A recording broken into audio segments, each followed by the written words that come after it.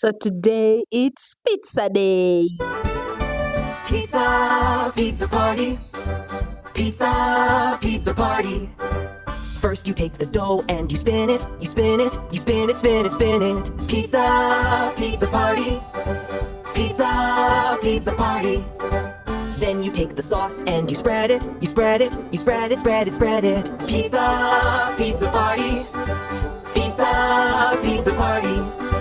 Then you take the cheese and you shred it, you shred it, you shred it, shred it, shred it. Pizza, pizza party. Pizza, pizza party. Then you take the toppings and you spread them, you spread them, you spread them, spread them, spread them. Pizza, pizza party. Pizza, pizza party. Then you take the pizza and you bake it, you bake it, you bake it, bake it, bake it. Pizza, pizza party. Pizza, pizza party. All right, pizza party it is. Yes, that was a nice warm-up. Welcome to my channel. My name is Mary Brenda. Today we are going to be making homemade pizza. For some reason, I can't stomach in store-bought. I don't know why. So let's jump right into the video. So the ingredients are on the screen. Yes, as you can see, they are on the screen. I'll be using all that to make the pizza dough. Yes, here I'm going to be making using butter. I used margarine. You don't need to use margarine. And the caster sugar, you don't need to use caster sugar. You can use normal sugar. I'm putting in just part of the water, not all of it. And then I'm going to cream my sugar and the yeast together until it forms. Also, I have another recipe that calls for olive oil. I'm going to be putting it in the comment section down there. You can check it out in case you would want to use the oil rather than the margarine. Yes.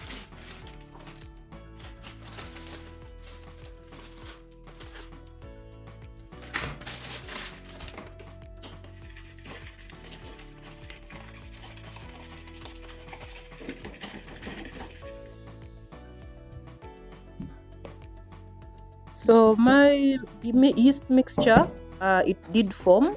So I'm adding in my flour, and then I'm going to be adding in my margarine or butter or whatever you're using. In this case, I'm using margarine.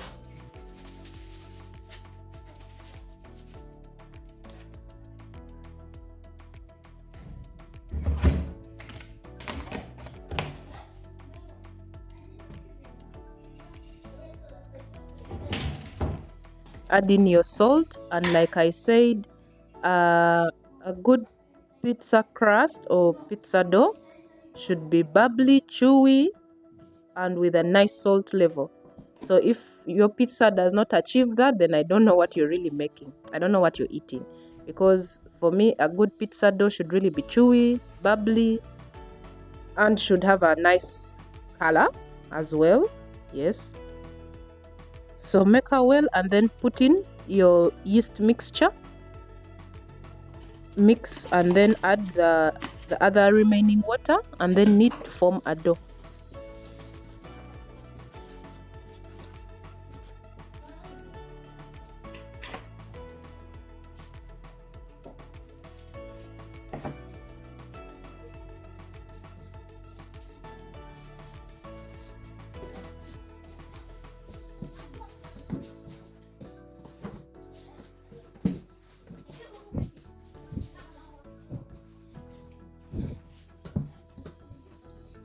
So once the ingredients come all together and has formed the dough, I transfer to a floured surface.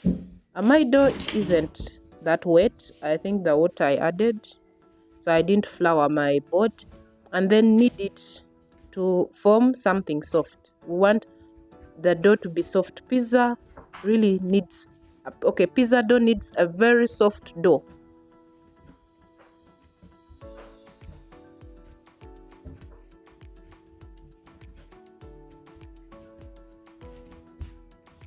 So I kneaded it for just a few minutes, and then I let it rest for 15 minutes.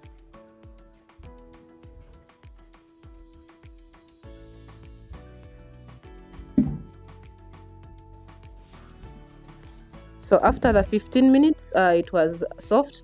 Then I kneaded it again, because now here I'm looking at, I want the dough to be really soft and then also elastic. So knead, you wanted a homemade, so you're gonna do the work. You're going to knead and knead until you find that soft dough that you're looking for. So do continue kneading. Yes, more passion, more energy, more handwork, more passion, more energy, more handwork, go more passion.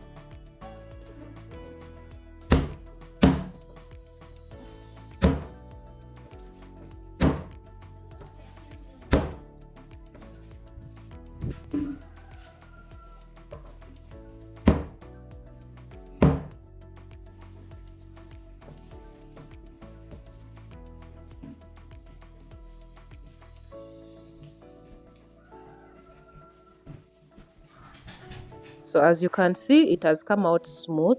We are looking for that. It has to be really smooth.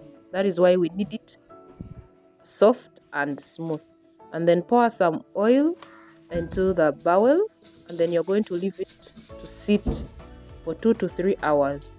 Now, from here, you either, once it has proofed, like the yeast has reacted, you can come back and punch back and then knead again and then divide and roll and put your fillings. But for me, I'm looking for a good texture and a good flavor, so I put mine in the fridge. But you don't need to do this step. Like I said, you skip this step. That time when you proof it, you punch back and then roll and fill in. So I did put mine in the fridge for about 4 hours. It's encouraged to put for 12 to 14 hours, but I didn't have all that time. And besides, I wanted to eat it.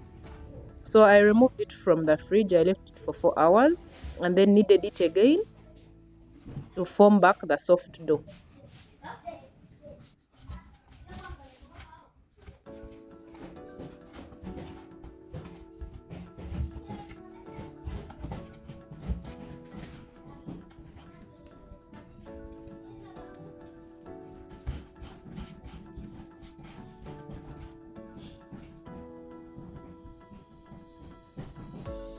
So the next step, I am pressing it, trying to form the crust, the outer crust, because for me I like the crust most. So trying to form the outer crust, you don't need to roll, but also I'm going to show you the rolling method. So you keep spinning. I'm not a chef, so I'm not spinning. I just keep enlarging it. Yes, even if there is a damage, you can put it back together and then later on put your filling.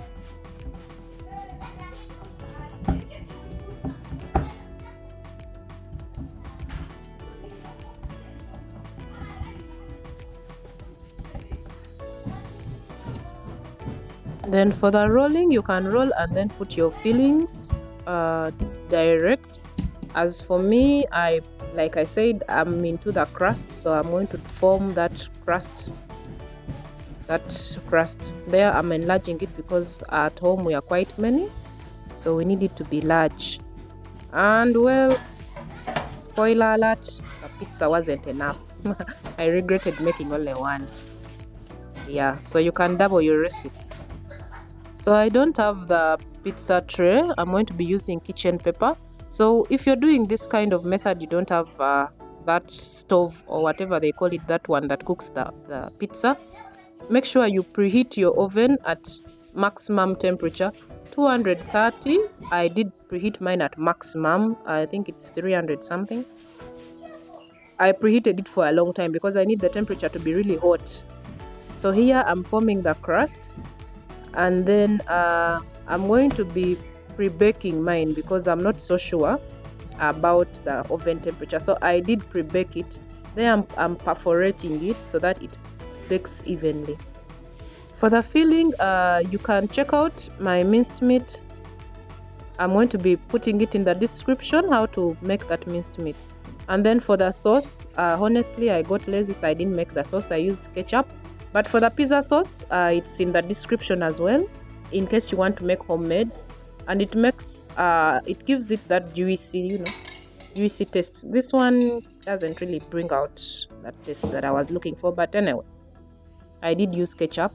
And then for the cheese, I'm using mozzarella cheese. I've taken long without landing on good cheese, so I am not sure about this cheese. I'm using mozzarella cheese. But you can add cheddar plus mozzarella plus parmesan. Is it called parmesan cheese? together, it gives you a very nice flavor when added together. Mozzarella is encouraged because of its retention, like it can retain moisture even when heated at high temperatures. Yes, so it's quite elastic. That is why we use mozzarella. So do the filling like the way you see me doing.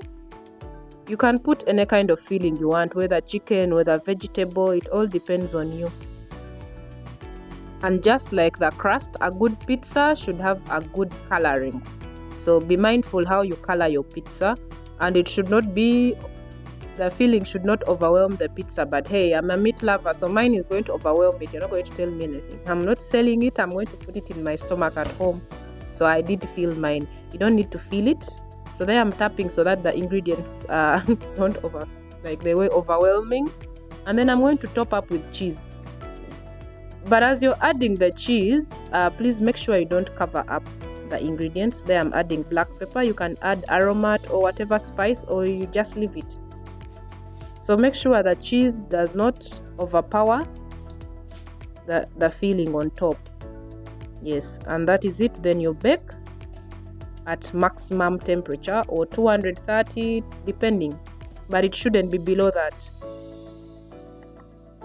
Okay, pizza is ready, and boy am I excited. But hey, honestly I was quite disappointed with the cheese. I was beyond disappointed, but nevertheless, I tell you, I kid you not even a piece remained, not even the crumbs. It was that tasty. It was really nice, though the cheese disappointed me, but I loved it. Try it out and enjoy at home with friends and family.